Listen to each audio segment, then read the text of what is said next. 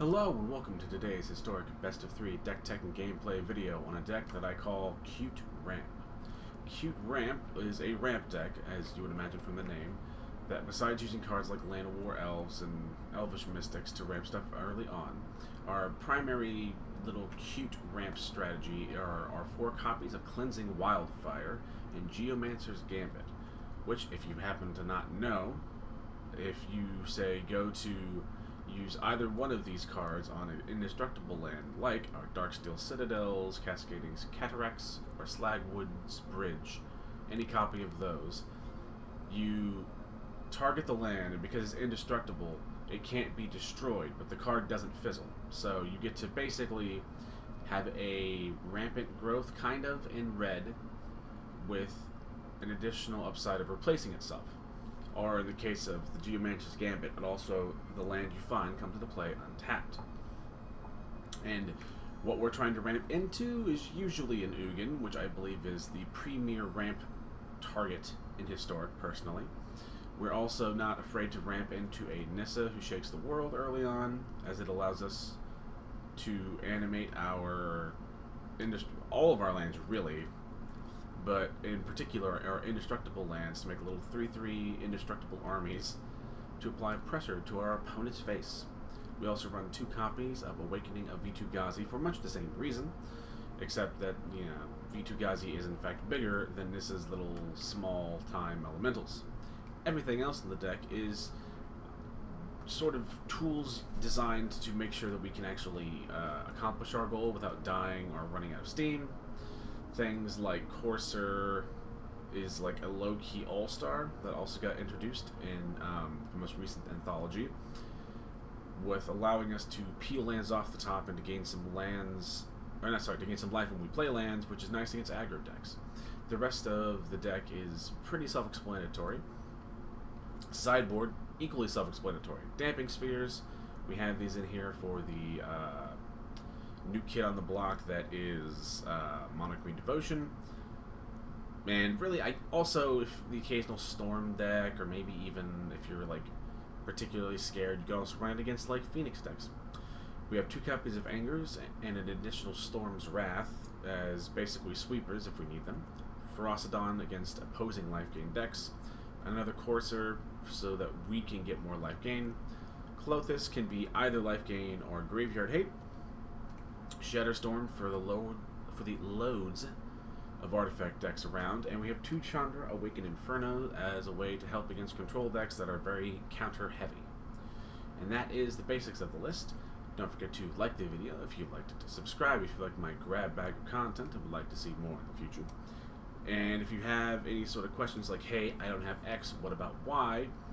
Go ahead and leave them down below, and as long as it's like a question and somewhat constructive, I'll do what I can to respond to every comment I see at this small stage. Anywho, on to game number 1. And game number 1 with our little cute ramp list. This is a 1-lander, and it's a colorless land, so we're going to throw this bad boy back. This is better. We can keep this, I believe. We throw back. I think we're going to throw back a forest since we want to be able to look for basics, and more basics in our library are fine. We'll probably just play the bridge on turn 1. Striking bridge. Voila. What the hell is my opponent running? Okay, I'm already in it, hopefully. Or hopefully their deck maintains being cool. We'll see. This turn, I think we'll just play another bridge and play a Mystic. To where next turn, if nothing else, we can play our Darksteel Citadel and play Chandra Swiss Army Knife. Blah, blah, blah. Card. Oh, good. Oh, thank God he doesn't know that interaction. Karn is weirdly floating around the meta a lot, so liquid metal coating, that'll do it. I don't think they realize that he can already just do that. I can't tap my artifact lands.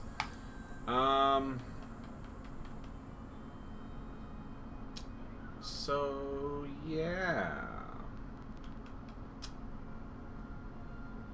Yeah, I just lose. I can't activate my artifact lands. But okay, this is pretty useful to show that. Oh, hang on, let's do this. Nice. We're just gonna run it again. Yeah, the point I got at as my brain shut down. Karn, Great Creator, is floating around with some regularity, and Karn's uptick will destroy our artifact lands because they have no mana cost, so when he upticks them, they become 0 mana, 0/0 creatures and die immediately. So, I have to be honest, if you run into a lot of Karn the Great Creator in your travels on the ladder, don't run this deck. And even then, you probably shouldn't run this deck because it's like, it's flimsy to a lot of stuff, as all ramp decks are, really. They're super flimsy, they get ran down, you can out-interact them. But I'm doing this video because I was tickled pink by the interaction between, like, Cleansing Wildfire and indestructible lands. But yeah, so I hope that was relatively clear. My brain is thinking about what the hell am I going to do to, like, not die here. But this is better. This is a no artifact land having hand, which is a weird place to be in. But I think we can do okay here. Our hope being that maybe we can just run our opponent down. They're on 3 mana. Even if they have a Karn next turn, that's not that bad. So it's like a big red thing? Which I'm not adverse to. I mean, that's honestly kind of cool. I think we're going to Vitu-Ghazi, our Den of the Bugbear. Yes, we can't attack with it, but the hope is that next turn... I'm sorry. Oh, it's giving him Mind Stone sack priority. So yeah, next turn, if nothing else, we should be able to turn on the Den of the Bugbear, and it will become a 3/2 in addition to the 9/1/1 counters on it named such a thing. I mean, okay, that's not that bad. That's fine. I think we're okay. Like, even if you Karn this turn, I mean, unless you get like a liquid metal coating, yeah. Good spot. That's a good spot to be in. We're going to play this pathway on green just because there's a good chance that he might stomp our other Llanowar Elf. 4, right? 1, 2, 3, 4. So I should be able to go 1, 2, 3, 4, right? And then I should be able to activate this. And it should become like a 12/11 that makes a goblin when it attacks. Yay! Okay, I like our opponent's deck and I like our deck, so I think we're in it. We're in a pretty good spot, all things considered. Let's see what we'll do next turn. If nothing else, even if we don't draw a land and we happen to brick, we can do the same trick by activating the den here. It says Vitu-Ghazi, but it is in fact still a Den of the Bugbear. Okay, we're gonna Ironcrag feed into something. Chandra Awakening Inferno does not do it. Everyone knows the bigger explosions are more. But I think that we can largely... Okay, drawing a land is good. I believe, yeah, we can just... I'm going to manually tap to avoid... Because sometimes, if you are committed to piloting this deck, Auto-Tapper does not like the existence of creature lands in... It's like... what's the word? And its evaluation of what mana to use. It'll sometimes tap a creature land if you aren't careful, so you have to be quick on the auto-tapper and be quick with full control. Anywho, now, ignore the Chandra. I don't think a big red deck can deal with a 12/11 Vitu-Ghazi spawning goblin tokens every turn. Hi, Caramel Honey. And we're also joined by a sweet little cat. Isn't that right? Hanging out with Dad, as Dad does a goofy deck and actually manages to steal a win. The deck is...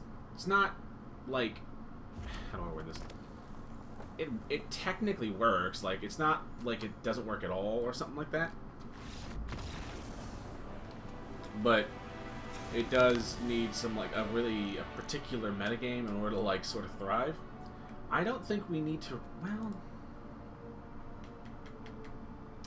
maybe damping spheres. Weirdly, right? Land produced for 2 or more. Each spell cast costs 1 more. No, that's not really...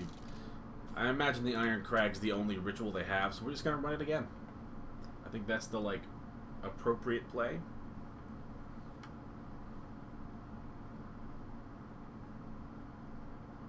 Again, if our opponent finds Karn the Great Creator and we have too many artifact lands, then we just can't activate the artifact lands due to his static ability.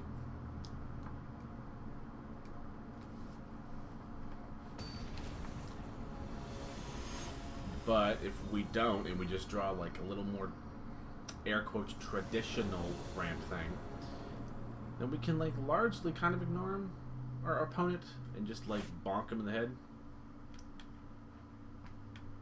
I mean, it's not bad, it's just not good. So we'll go ahead and, I guess, Stomping Grounds, play a Llanowar. We do have an Ugin, which is nice, it has to be said. There's a Mind Stone. In that case, since we have the Cleansing Wildfire, any chance to show off the interaction is good. So we'll go ahead and tap for red and tap our Darksteel. I believe we talked about it in the deck intro, so we'll go ahead and Cleansing Wildfire. The game is, for reference, I believe, doing the correct thing and asking if we want to destroy our own lands. It just doesn't recognize the interaction because it's a real corner one. But we do want to target it. It tries to destroy a land that can't be destroyed, but the rest of the spell still goes off. So we'll look for another forest. And we also draw a card. We can do the same thing next turn. Again, if they have a Karn, we're in trouble. But I'm sorry, you're... What? Why is that in... Okay. I mean, good on you, I guess. That did bork my only red source for what I needed to do. So, alright, yeah. Why? Okay, I still like our opponent's deck, but there's some weird choices like Stone Rains. Oh, that's fantastic. I don't think our opponent... Yeah, I don't think our opponent knows the interaction here. But they know the interaction between Karn and Liquid Metal Coating, so they should know the... Okay, this is... we're going to try and take advantage of our opponent's lack of understanding about how this interaction and the rules go.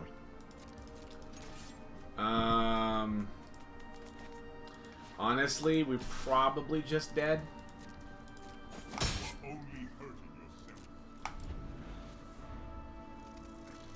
Yeah, it's not great. So he's probably gonna liquid metal. We'll see if he liquid metals a fort. Yep, there he goes. He knows it. So yeah, I believe we talked about it in game number 1. If you run into a Karn the Great Creator in this deck, you're just gonna have a really, really bad time. And then they're gonna uptick and activate the liquid or play the liquid metal coating. We're done. It's fine. But this will happen with this deck. It is sadly just part of the game, which is why, like, I would advise not running this deck and just watching the video. That way you save your wild cards and your time. But if you're really interested, you know, beware for Karn the Great Creator, because, man, he wrecks your day. Anywho, on to game number 2.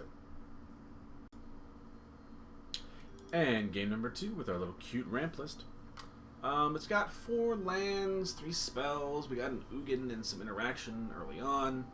If we draw some of our ramp tools, then we're doing alright. So I think we'll go ahead and keep this.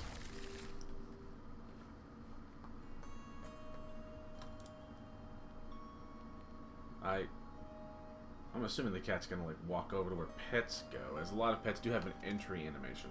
There we are. You tell him, Eternal Cat. Start new stuff. Let's see, a green-white pathway land. Very good. Probably the second best lands in the format. Nykthos. Almost certainly Devotion to Green. We'll go ahead and play another mountain. Why is the white in here, though, is the question. I'm working on lands, which is good. Go ahead and just play the Bone Crusher to apply some pressure, because they are clearly missing on lands. We would love a green. Like that. Now, admittedly, the carrot... Maybe... Okay, this is probably a budget version of, like, a mono green devotion, which is fine. We don't need to play Storm's Wrath yet. I would argue our opponent was actually fine. We'll bring in Damping Spheres. I hate that it does this. Awakening is cute, but a little slow against what our opponent is doing here. Maybe... maybe we'll get rid of a Cleansing Wildfire. See what our opponent's doing. I would argue it... Well, okay, that'd be fair. They must have missed land drops a couple turns in a row, which is... I understand that. At that stage. This is pretty good. We 2 lands, but we have ramp tools in hand. Our opponent appears to be off to a better start, which is good. We'll go ahead and play the bridge first, so we have a wildfire target next turn. Also, perks of it, however... Is it Defenders, maybe? Anywho, perks of cards like Wildfire and Geomancer's Gambit is that they can be used to get rid of, like, problematic lands on your opponent's side. Which is, more relevant than you would think. Again, with cards like Nykthos or even creature lands. It's actually not too bad. Go ahead and Stomping Ground, paying 2. Cleansing Wildfire for our little bridge. Go ahead and ramp. Probably finding a green, if I had to take a guess. No point in trying to stomp anything since once our opponent's board is bigger than that. Is it Defenders? Please be Defenders. That would be fantastic. Get the fuck out of here, it's Defenders! Or maybe, like... Maybe not Defenders per se, but like... I don't know, Toughness Matters, but there's no Doran or the like. I think we're gonna play another Stomping Ground. Play 1 Elvish Mystic. And then with the remainder of our turn, we're gonna Geomancer's Gambit, our original Slagwoods Bridge. Another nice little corner case interaction is that we can sort of get repeated uses off of a single indestructible land, whatever it happens to be.